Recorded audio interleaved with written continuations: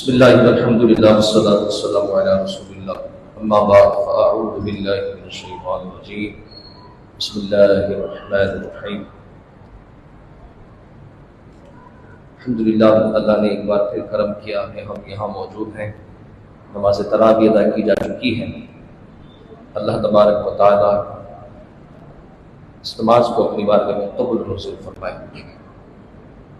سورۃ الاعراف آیت نمبر 130 اور 131 میں اللہ تعالیٰ ارشاد فرماتا ہے وَلَقَدْ أَخَذْنَا آلَ فِرْعَوْنَ بِالسِّنِينَ وَنَقْصٍ مِّنَ الثَّمَرَاتِ لَعَلَّهُمْ يَذَّكَّرُونَ، اور بے شک ہم نے فرعون والوں کو برسوں کے قحط اور پھلوں کے گھٹانے سے پکڑا کہ کہیں وہ نصیحت مانے۔ فَإِذَا جَاءَتْهُمُ الْحَسَنَةُ قَالُوا لَنَا هَٰذِهِ، اور جب انہیں بھلائی ملتی کہتے کہ یہ ہمارے لیے ہے۔ وَإِن تُصِبْهُمْ سَيِّئَةٌ يَطَّيَّرُوا بِمُوسَىٰ وَمَن مَّعَهُ، اور جب برائی پہنچتی تو موسیٰ اور ان کے ساتھ والوں سے بدشگونی لیتے۔ أَلَا إِنَّمَا طَائِرُهُمْ عِندَ اللَّهِ وَلَٰكِنَّ أَكْثَرَهُمْ لَا يَعْلَمُونَ، سن لو کہ ان کے مقدر کی شامت تو اللہ کے یہاں ہے، لیکن ان میں اکثر کو خبر نہیں۔ سورۃ الاعراف کی آیت نمبر 29 اور 30 میں اللہ رب العالمین 30 اور 31 میں اللہ رب العالمین نے فرعونیوں کے ایک نظریے کو، ایک عقیدے کو بیان فرمایا۔ اللہ رب العالمین نے حضرت انبیاء علیہ السلام کی گستاخیوں اور توہینوں کے سبب آل فرعون کو بہت ساری برائیوں کے اندر عذابات میں مبتلا کر رکھا تھا۔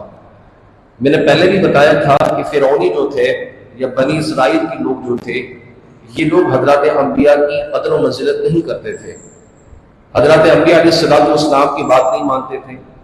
یہ زبان دراز قوم تھی، یہ حضرات انبیاء نصیحت کرتے ہیں تو چرب زبانی کی وجہ سے ان کو الٹا جواب دے دیا کرتے تھے، بات نہیں مانتے تھے۔ اگر حضرات انبیاء کسی بات کی نصیحت کرتے تو کہتے اپنے رب سے پہلے ہمارا یہ کام کرواؤ پھر ہم کریں گے۔ تو اس طرح کے ان کے معاملات تھے، تو اللہ نے حضرات انبیاء بسا اوقات ان کی دعا بھی کر دیا کرتے تھے، جیسے کہ حضرت موسیٰ علیہ السلام نے ان کے لیے کئی دعائیں کی ہیں، اور اللہ نے حضرت موسیٰ کی دعا کی وجہ سے ان کو بہت سی برکتوں سے نوازا، من و سلوہ ان کے لیے اتارا، پانی کے چشمے ان کو جاری کیے، فرعون سے ان کو نجات بخشی، اور بہت ساری ایسی برکات تھی جو حضرت انبیاء حضرت موسیٰ علیہ السلام کی وجہ سے فرعونیوں کو ملا کرتی تھی۔ لیکن جب بدلے میں وہ عہد شکنی کرتے، بدلے میں جب وہ حضرات انبیاء علیہ السلام کی بات کو نہ مانتے اور اللہ کی نافرمانی کرتے تو پھر اللہ تعالیٰ ان کو عذاب میں مبتلا کر دیتا۔ اب ان کے بے شمار عذابات ان کو اتارے گئے، پھلوں کی کمی، ان کے پھل خراب ہو جاتے تھے، ان کے جو پانی ہوتے تھے گھڑوں میں بھرے ہوئے، جو اپنے استعمال کے لیے پانی بھر کے یہ رکھا کرتے تھے، وہ خون بن جاتا تھا۔ وہ پانی جو ہے جیسے گلاس بھر کے پانی منہ میں ڈالا تو وہ خون بن گیا۔ میڈک کا عذاب ان کو اتارا، اتنے میڈک پیدا کر دیے تھے کہ اگر کوئی بنی اسرائیل کا شخص سانس لیتا تھا تو سانس لینے پر بھی اس کے منہ میں میڈک چلا جاتا تھا۔ ان میں خارش کا عذاب اللہ نے اتارا، مکھیاں ان کے گھروں میں بھیجی گئیں۔ تو اس طرح بہت سارے عذابات بھی اللہ تعالیٰ نے ان پر اتارے۔ جب ان پر کوئی عذاب آتا، کوئی مصیبت، جب ان کو کوئی بھلائی ملتی تھی نا، ان کا اچھا وقت آتا، ان کو بھلائی ملتی، ان کو تجارت میں نفع ہوتا، اس طرح کی اگر ان کو بھلائیاں ملتی تو یہ اپنے آپ میں تفاخر میں ڈوب جاتے، کہتے یہ تو ہماری وجہ سے ہو رہا ہے، ہم نے ایسا کیا ہے تو ہمیں یوں مل گیا، ہم نے ایسا کیا تو ہمارے لیے یوں آسانی ہو گئی، یہ اس طرح کی باتیں کرتے۔ لیکن اگر اللہ کی طرف سے ان پر کوئی پکڑ ہوتی، کوئی گرفت ہوتی تو یہ کہتے کہ نعوذ باللہ حضرت موسیٰ کی وجہ سے ہم پر یہ آ رہا ہے۔ حضرت موسیٰ علیہ السلام سے بدشگونی لیتے، حضرت موسیٰ علیہ السلام کو منہ پر ہی بول دیتے کہ یہ آپ کی وجہ سے ہوا ہے، نہ آپ ہمارے درمیان آتے نہ ہم مصیبت میں مبتلا ہوتے۔ تو نعوذ باللہ حضرت موسیٰ علیہ السلام کی ذات کریمہ کو اپنے لیے ملحوظ تصور کرنے لگے۔ یہی عطا قادر نے کلام مجید میں ارشاد فرمایا کہ بنی اسرائیل کے لوگوں کا ایک گندا عقیدہ، نظریہ، بد اخلاقی یہ بھی تھی کہ وہ حضرات انبیاء کو اپنے لیے نعوذ باللہ من ذالک نحوست کا سبب مانتے تھے۔ ایسے ہی جب حضور علیہ السلام ہجرت فرما کے مدینہ شریف تشریف لے گئے، وہاں کی یہودیوں نے بھی حضور علیہ السلام کے بارے میں یہی عقیدہ رکھا تھا، کیونکہ اس وقت جب مہاجرین ہجرت کر کے مدینے پہنچے تو بہت ساری چیزوں کی اگر کمی آئی تھی، ظاہر ایک تعداد تھی جو مدینہ شریف میں آئی تھی، تو ہر چیز مہنگی ہو گئی تھی، پھلوں کی کمی ہو گئی تھی، بازاروں میں رش بڑھ گیا تھا، لیکن چیزیں نہیں تھی، طلب بڑھ گئی تھی، رسد نہیں تھی، مطلب لوگوں کو سامان چاہیے ہوتا تھا مگر ملتا نہیں تھا. تو اس طرح کی بہت ساری مالی خدشات شروع میں آئے تھے. تو یہودیوں نے حضور علیہ السلام کو یہی کہا کہ جب سے آپ آئے ہیں ہم پہ مصیبتیں آنا شروع ہو گئی ہیں، ہمارا رزق کم پڑ گیا ہے، آپ لوگ جب سے ہمارے درمیان آئے ہیں ہم پہ مصیبتیں نازل ہو رہی ہیں. وہی چال جو حضرت موسیٰ کے زمانے میں چلی تھی، وہی گندا عقیدہ، وہی گندا نظریہ جس طرح ان کی خصلتوں کے اندر تھا، نبی علیہ السلام کو دیکھ کر بھی آقا علیہ السلام کی تشریف آوری پر بھی انہوں نے وہی ہزاروں سال پرانے روایت کو زندہ رکھا. اللہ تعالیٰ نے حضرت موسیٰ علیہ السلام کی اس واقعے کو وہاں پر یہ مطلب بیان فرما کے کہا کہ حضور کو کہ یہ جو آپ کو برا کہہ رہے ہیں یہ آج کا نہیں ہے، بلکہ آپ سے ہزاروں سال پہلے بھی حضرت موسیٰ علیہ السلام کو اپنے بھی بوجہ منحوسیت یہ جانا کرتے تھے. یہ آپ کو برا کہہ رہے ہیں نئی بات نہیں ہے، بلکہ ان کی خصلت میں ہے یہودیوں کی کہ حضرت انبیاء علیہ السلام کو اپنے ذات کے لیے، اپنے دنیاوی نفع کے لیے جب ان کو نہیں ملتا تو نعوذ باللہ منحوس جانا کرتے تھے. یہ اللہ تعالیٰ نے کلام مجید میں ان کی ایک جو بد اخلاقی کی بیان فرمائی.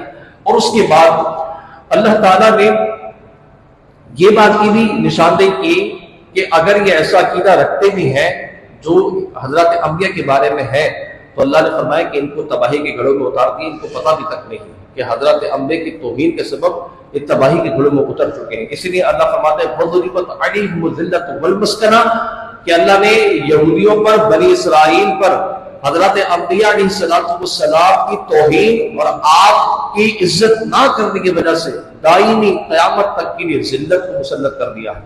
ان پر ذلت اتار دی گئی ہے. اب یہ تو قرآن کا حکم تھا، اس سے عقیدہ کیا ثابت ہوتا ہے، اس سے نظریہ کیا ثابت ہوتا ہے؟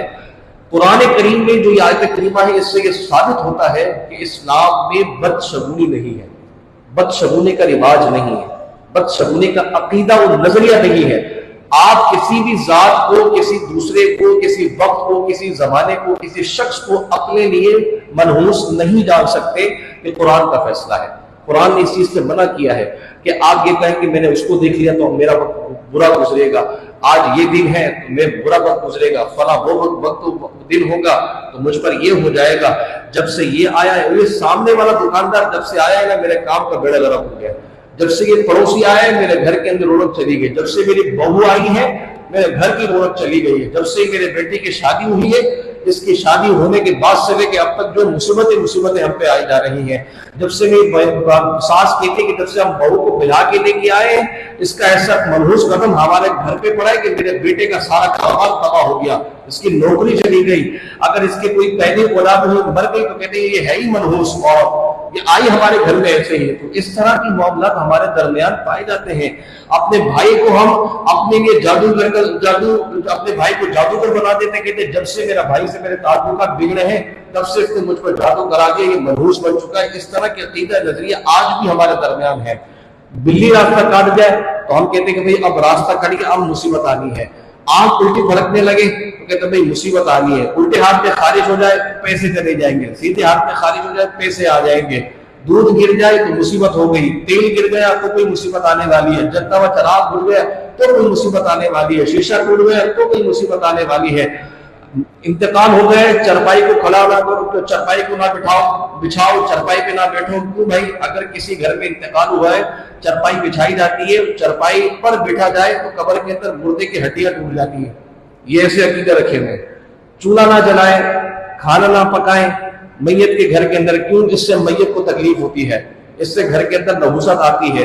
قبرستان سے اگر آپ ہو کے آئے مردے کو دفنا کے تو پاؤں دھو کے گھر میں آنا، نہیں تو قبرستان کی مٹی اگر گھر میں آئے گی تو بلائے اور مصیبت گھر میں آنا شروع ہو جائیں گی. یہ فاسد عقائد پائی جاتے ہیں. ایسے ہی عقائد ہے نا، ابھی جس چٹائی پہ کسی کے والد کا جنازہ رکھا تھا اس کو ہم لے کے چلے گئے قبرستان تک، وہ چٹائی اٹھا کے وہیں قبرستان میں پھینک دی. حالانکہ چٹائی صاف تھی، بالکل صحیح تھی، کوئی نپاکی نہیں لگی تھی، کوئی گندگی نہیں تھی. پوچھا جائے کیوں پھینک کے آ گئے؟ وہ مردے کو لٹایا تھا نا. تو مردے کے لٹانے کے سمے مردہ چمٹ گئے اس کے اوپر. کیا ہوا ہے؟ مردے کو لٹایا ہے. تو وہ اگر چٹائی گھر پہ آتے خود بھی لیٹ کے سنت زندہ ہو جاتی. اگر کوئی بھی آپ کا عزیز انتقال کر کے گیا تو اس کی آخری آرام کا وہ چٹائی تھی، گھر پہ لے آتے بیٹھ جاتے اس کے اوپر. اگر جیب میں سے پیسے نکلے تو وہ باپ کے لیے، وہ اگر والد کا انتقال ہو گیا جیب میں سے پیسے نکلے تو وہ ہمارے ہو گئے، سونے کی انگوٹھی میری ہوگی، اچھی قیمتی گھڑی میری ہوگی۔ ماں اگر انتقال کر گئی زیورات میری ہے تو بیٹیوں نے لے لی، لیکن چٹائی میں جو ہے والد کو لٹایا، والدہ کو لٹایا، اپنے کسی عزیز کو لٹایا تو وہ ملوث بن گئی، اب وہ گھر میں لے کے نہیں آئیں گے۔ یا کئی جو نظریات دیکھ رہے ہیں اب ہمارے کس طرح کے معاملات ہو چکے ہیں۔ 13 تیزی کا مہینہ جب آتا ہے سفر کا، یہ مردوں پر بڑا بھاری ہوتا ہے۔ 13 تیزی کا مہینہ ہے، اس پہ بلائیں اترتی ہیں مردوں کے اوپر، چنے بانٹے جائے، سورہ مزمل پڑھی جائے۔ اب یہ نظریہ عقیدہ بنا دیا، جبکہ 13 تیزی کے مہینے کی کوئی سفر کی ایسی کوئی ہے ہی نہیں حدیث پاک، بلکہ حدیث پاک میں واضح طور پر منع کر دیا ہے کہ سفر کے مہینے میں کوئی بلائیں نہیں اترتی ہیں اور کوئی مرد پر بھاری نہیں ہوتا۔ مرد خود بھاری ہے، 10 بندوں پہ بھاری ہے، جب بولنا شروع ہوتا ہے تو 4 بندوں کی زبان بند کروا دیتا ہے، اتنی گندی اس کی زبان ہے۔ گھر میں آتا ہے تو پورے خاندان کے اوپر وہ بھاری چل رہا ہے، بچے اس سے بات نہیں کرتے، بیوی اس سے بات نہیں کرتی، ماں باپ اس سے بات نہیں کرے۔ اتنا تو خطرناک قسم کا یہ مرد ہے جس کے آپ صدقے اتار رہے ہیں، پہلے اس کی زبان کو ٹھیک کروا لیں۔ ایسا ہی نہیں ہے، ایک مرد جو ہے کوئی مارکیٹ میں بھاری ہے اپنی بداخلاقی کی وجہ سے، آپ کہنے کہ بھائی اس کا صدقہ دے تو 13 تیزی آ گئی، یہ بھاری ہے، صدقہ نہیں تو اس کو دم کرواؤ تاکہ اس کی زبان ٹھیک ہو جائے، تاکہ اس کا اخلاق ٹھیک ہو جائے، تاکہ اپنے دوستوں کی عزت کرنے لگے، ماں باپ کی عزت کرنے لگے، بہن بھائیوں کی عزت کرنے لگے۔ تو اب یہ فاسد عقائد و نظریات ہمارے درمیان پائے جاتے ہیں، جس کو کہتے ہیں بدشگونی۔ نبی کریم علیہ السلام نے فرمایا کہ بدشگونی شرک ہے، بدشگونی شرک ہے۔ اور کس معنی میں شرک ہے؟ ہم یہ کہہ رہے ہیں کہ یہ جو جس کو میں نے دیکھا ہے نا، اب یہ میرے میں مرغوس ہو گیا ہے، مطلب آپ کو اس کو دیکھنا یہ آپ کے لیے بلائی لے کے آ رہا ہے، یا آپ کے لیے مصیبت لے کے آیا ہے، جبکہ مصیبت اتارنا کس کا کام ہے؟ اللہ کا ہے۔ مصیبت ٹالنا کس کا کام ہے؟ اللہ کا ہے۔ تو آپ نے کہا کہ اللہ کی مصیبت، اللہ نے نہیں بلکہ یہ لایا ہے مصیبت۔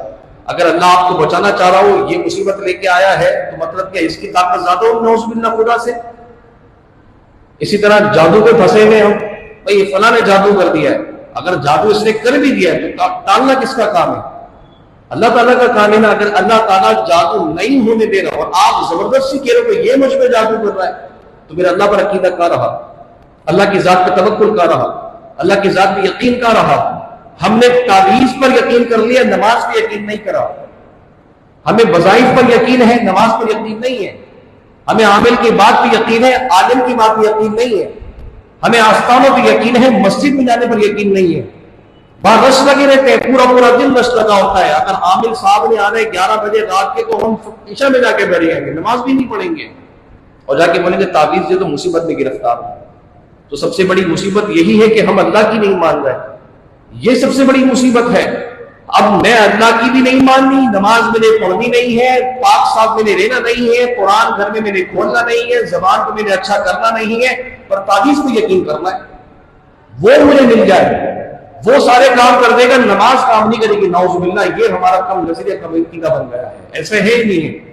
اگر ہم جتنا عقیدہ تعویذ پہ رکھ رہے ہیں، میں تعویذوں کے خلاف نہیں ہوں، میں خود تعویذ والا ہوں، میرے گلے میں بھی تعویذ جلا ہے، لیکن سمجھانے اور بتانے کا مقصد یہ کہ پہلے ہم نے کیا کیا، شارٹ کٹ کے چکر میں ہوا کہ میری مصیبتیں عامل ٹال دے، میں نے اپنی مصیبت کو ٹالنے کے اندر کوئی جدوجہد نہیں کرنی، میں نے اپنی مصیبت جو میری جو مصیبت ہے وہ فلاں بابا جو ہے میری مشکل کو حل کر دے، لیکن اپنی مصیبت حل کرنے کے لیے مجھے سجدے میں رونا نہیں ہے، اللہ کے حضور اٹھ کے دعا نہیں کرنی، یہ سامنے والا میری مشکل کو حل کر دے۔ وہ کون سے مشکل حل کرے گا؟ اس کو خود مشکل میں پھنسا ہے، اس نے تعویذ بھی لکھا ہے تو آپ کی جیب کو دیکھ کے لکھا ہے، جس کو خود دم کی ضرورت ہے آپ اس سے دم کروانے جا رہے ہیں۔ بھائی باباؤں کا حال آج کل کیا ہے؟ دیکھ لیں آپ آستانوں پہ جا کے نمازوں کی پرواہ ہی نہیں، شریعت یہ جانتے نہیں ہیں، بڑے بڑے بال انہوں نے عورتوں کی طرح رکھے ہوئے، عورتوں کے ساتھ بیٹھنا اٹھنا ان کا ہوتا ہے، مرد عورت آستانوں میں رش لگا ہوا ہے، اور اس کے بعد پھر یہ کہ جس کو خود دم کی ضرورت ہے ہم بیٹھے رہے کہ بابا جی دم کر دیجیے، بھائی اس کو بھی دم کرواؤ، اس کو خود شریعت کا دم کی ضرورت ہے کہ اس کو پتہ لگے کہ دم کیا ہوتا ہے۔ اچھے عاملین جو ہیں، اچھے لوگ ان کے پاس ہم جاتے نہیں، کیونکہ وہ نماز کی پابندی کا کہتے ہیں ایسے کے ساتھ میرے جانا نہیں ہے، جو الو کٹوا دے، جو کمر میں ہڈی کروا دے، ٹھیک ہے، جو کتے کا گوشت کھلوا دے، جو کتے کا خون منگوا دے، ہم کہتے ہیں یہ جادوگر ہے۔ جس نے کہنا ہے کہ آپ نماز پڑھو، آپ 40 دن تک جو ہے نا فجر کی نماز میں آؤ، عشاء کی نماز میں، ایسے کو ہم مانتے ہی نہیں کہ یہ عامل ہے۔ جس نے 50,000 کی ڈیمانڈ کی ہم کہتے ہیں بھائی یہ کام والا ہے، جو کہہ رہا ہے میں کوئی فیس نہیں لیتا، بس نماز آ کے میری مسجد میں پڑھو، مجھ سے آ کے دم کرا جاؤ، اس کے بعد جانا ہی نہیں۔ یہ ہمارے عقائد و نظریات ہیں۔ اللہ کی ذات کہاں ہے؟ ڈھونڈے ذرا اللہ کی ذات۔ ان تمام عقید و نظریوں میں ڈھونڈے اللہ کی ذات، آپ کو نہیں دکھے گی۔ ہم نے اپنے اندر ہی ایک ایسا بت خانہ بنا لیا ہے کہ ہم خدا کو چھوڑ کے باقی سب کو مانتے ہیں۔ جس وقت ان فاسد عقائد کے بتوں کو آپ توڑیں گے نا اور خدا کی ذات پر یقین کرنا سیکھیں گے تو کسی چیز کی ضرورت نہیں پڑے گی۔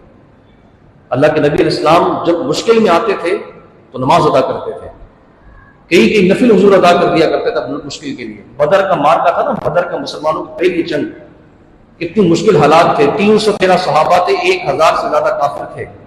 حضور جان عالم صلی اللہ علیہ وسلم باوجود اس کے کہ خاتم النبیین ہے، نبیوں کے سردار ہے، کائنات کے تمام تر اللہ نے اختیارات حضور کو دیے ہیں، جو انسان اپنے معجزات طاقت سے جو نبی چاند کے 2 ٹکڑے کر دے، آپ سمجھو کافروں کو نیست و نابود کرنا کہ ان کی دعا کا ایک اثر نہیں تھا؟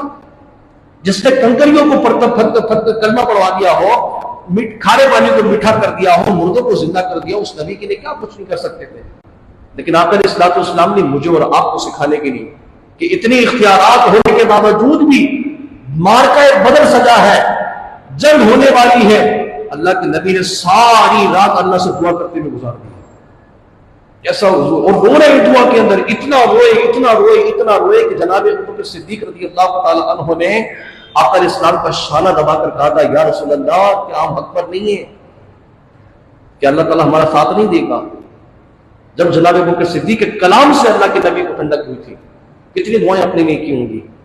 اور ہم کیا کرتے ہیں، شارٹ کٹ مل جائے، بابا جی کا آسرا مل جائے، آستانہ مل جائے، باقی سارے کام وہ کریں کہ میں تعویذ لے کے بیٹھ گیا۔ نہیں، ایسا نہیں ہے۔ آپ نے اپنا کام خود کرنا ہے، اللہ کی ذات پر یقین اور بھروسہ کرنا ہے۔ حضور جان عالم صلی اللہ علیہ وسلم کی حدیث قدسی ہے، حضور اسلام فرماتے ہیں کہ اللہ نے مجھ سے کہا کہ بنی آدم کو کیا ہوا کہ وہ مجھے گالی دیتا ہے؟ صحابہ نے عرض کی، یا رسول اللہ کوئی اللہ کو بھی گالی دے سکتا ہے؟ حضور نے فرمایا، ہاں، زمانے کو برا بولنا اللہ کو گالی دینا۔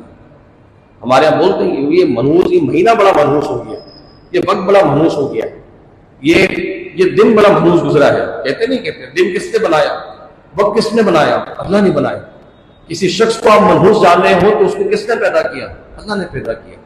نبی کریم علیہ السلام نے فرمایا، اسلام میں بدشگونی نہیں ہے، کیونکہ بدشگونی مایوسی پیدا کرتی ہے کہ یار یہ ہو گیا اب میرا کام نہیں ہو، یہ مایوس ہو گیا ہے۔ اور اللہ فرماتا ہے، لا تقنطوا من رحمت اللہ، میری رحمت سے مایوس نہیں ہوتا۔ جس پروردگار عالم نے موت سے پہلے بھی توبہ کر لی جائے تو وہ کہتا ہے میں قبول کر سکتا ہوں، موت سے پہلے بھی تم توبہ کرو گے میں قبول کر لوں گا۔ تو آپ سوچیں اس کی رحمت کتنی وسیع ہوگی۔ آپ یہ کہتے ہیں کہ فلاں منحوس ہے، فلاں، یہ تو بدشگونی مایوسی پیدا کرتی ہے انسان کے اندر، اس لیے اسلام میں بدشگونی حرام ہے۔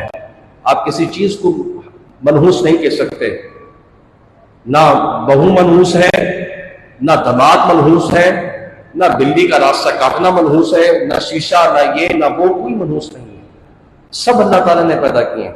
چاند کو گہن لگتا ہے تو منحوس جانتے ہیں ہم کہ حاملہ عورت نہ جائے، وقت سے پہلے گھر پہ آ جاؤ۔ سورج کو گہن لگا تو بھی یہ باتیں ہونا شروع ہو جاتی ہیں۔ آقا علیہ السلام فرماتے ہیں کہ چاند اور سورج کو گہن لگنا صرف اللہ کی نشانی ہے، اس کے علاوہ کچھ نہیں۔ تمہیں چاہیے کہ تم عبادت کرو، یہ اس کی نشانی ہے۔ جو رب ذوالجلال ساری کائنات کو روشن کرنے والے سورج کو اس کی چمکنے کے وقت بھی اس کی روشنی کو زوال دے سکتا ہے تو اس کی قدرت میں کیا کچھ نہیں؟ کیا وہ میری مشکل حل نہیں کر سکتا؟ کیا وہ میرے قرضے نہیں اتار سکتا؟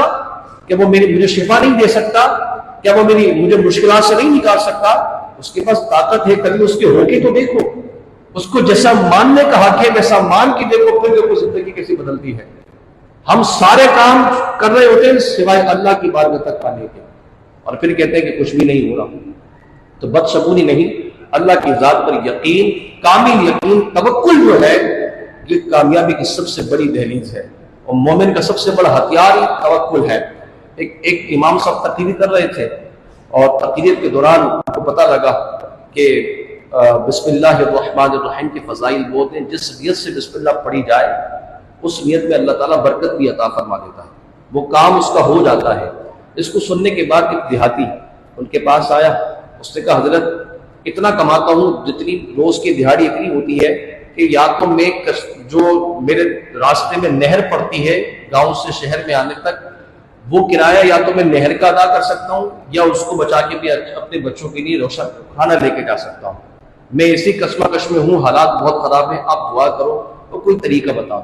آپ نے کہا ایسا کرو کہ تم بھی بسم اللہ الرحمن الرحیم پڑھو اور تمہاری جو نیت ہے تم اس نیت کے ساتھ بسم اللہ پڑھنا شروع کر دو.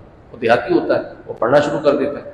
چند کچھ مہینوں کے بعد یا کچھ عرصے کے بعد وہ جب دیہاتی امام صاحب کے پاس آتا ہے تو بڑے تحائف لے کے اچھے لباس میں اچھا خاصا ہو کے آتا ہے.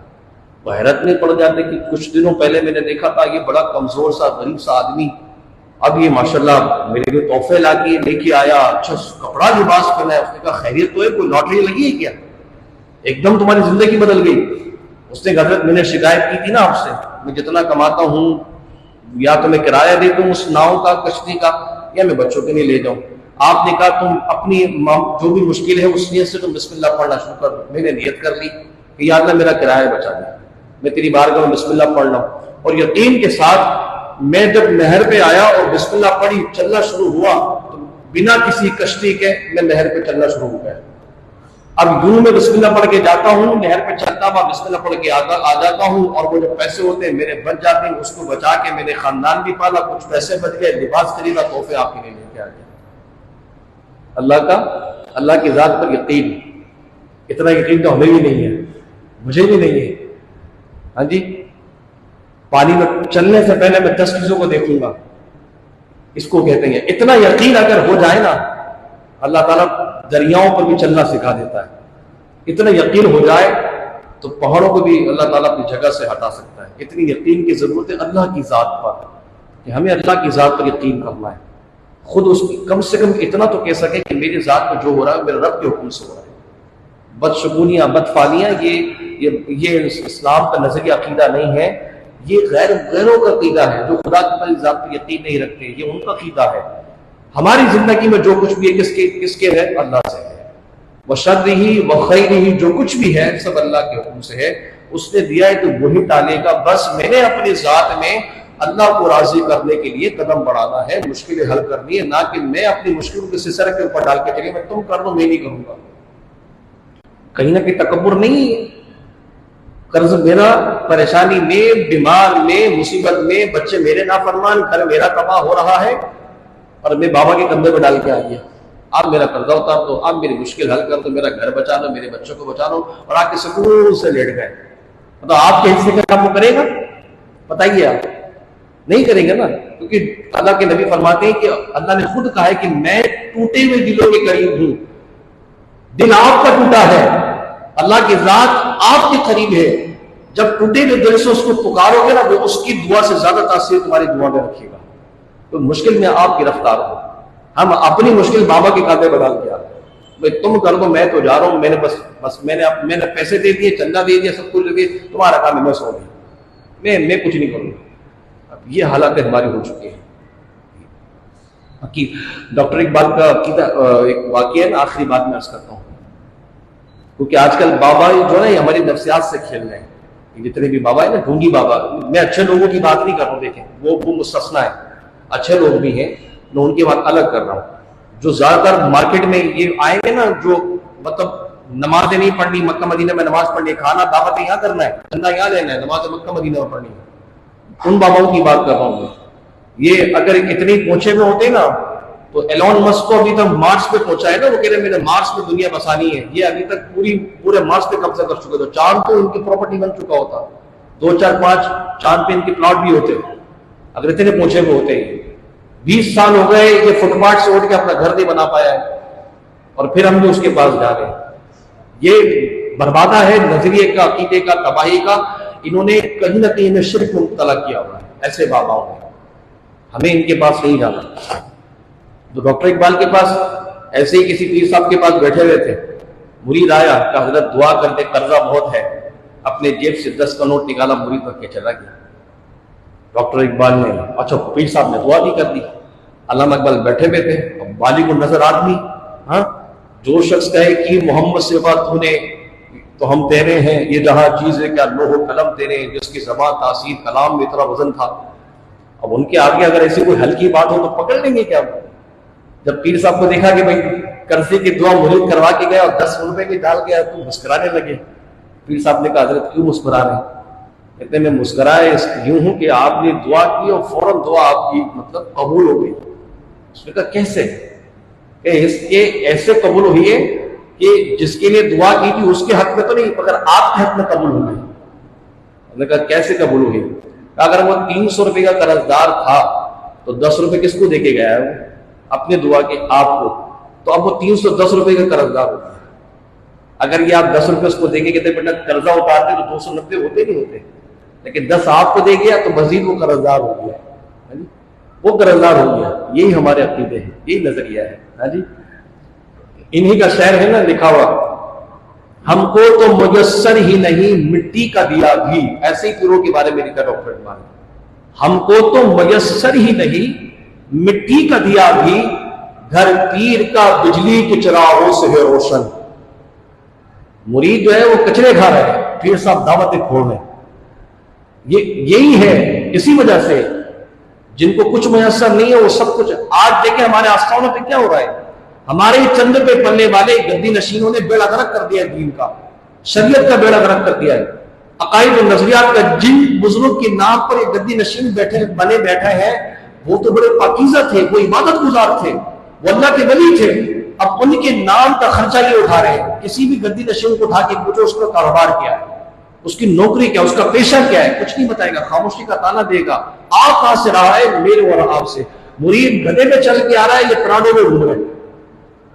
اپنے بچوں کی شادی میں 4 کروڑ روپے لٹایا ہے, 4 کروڑ روپیہ ناچنے والیوں کو لٹایا گیا ہے. پاکستان کا ایک بہت بڑا سمجھیے کہ نام, ایک آستانہ, جب ان کے پرپوتوں کی شادی ہوئی ہے تو باپ نے 4 کروڑ روپے سے ناچنے والیوں کو لٹایا ہے صرف. یہ سوچیے آپ. اور ایک اور آستانے والے راول پنڈی کے, جب بیٹی کی شادی ہوئی تو بہو کو اور بیٹے کو ایک پرائیویٹ پلین میں بٹھا کے عمرے پہ بھیجا ہے. پرائیویٹ پلین کے اندر بٹھا کے, جس پلین کا خرچہ ہی 30 لاکھ روپے کا. یہ پیروں کا حال ہے اور یہ ان کے بچوں کا حال ہے. اور مرید انہی کے گرد میں رہنے والے وہ کچی زمینوں پر آباد ہیں. ایسے نہیں تھے. ہم نے ہر چیز کو بدل دیا ہے. جائز نظریات عقائد کو ماننے کی ضرورت ہے. باتیں بہت ہیں, کڑوا سچ ہے, بڑا مشکل سے ہضم ہوتا ہے, لیکن ہے حقیقت. ہمیں ان ساری چیزوں سے نکل کر اللہ کا ہونا پڑے گا, اللہ کے دین کا ہونا پڑے گا, نبی علیہ السلام کی تعلیمات پہ غور کرنا پڑے گا, تبھی ہماری زندگی میں بدلاؤ آ سکتا ہے. ورنہ آج جیسے حالت چل رہی ہے اس سے بدتر ہونے کی گنجائش ابھی باقی ہے. لگتا ہے ایسا ہے, اللہ نہ کرے. اللہ سے دعا کرتے ہیں باری اللہ ہم سب کو حامی ناصر ہو. آخر دعوانا الحمدللہ رب العالمین. بسم اللہ الرحمن الرحیم. اللهم صل وسلم وبارك على سيدنا مولانا محمد وعلى اله وصحبه وبارك وسلم. اللهم ربنا آتنا في الدنيا حسنة وفي الآخرة حسنة وقنا عذاب النار. صلى الله تعالى على خير خلقه محمد وآله وصحبه أجمعين برحمتك يا أرحم الراحمين.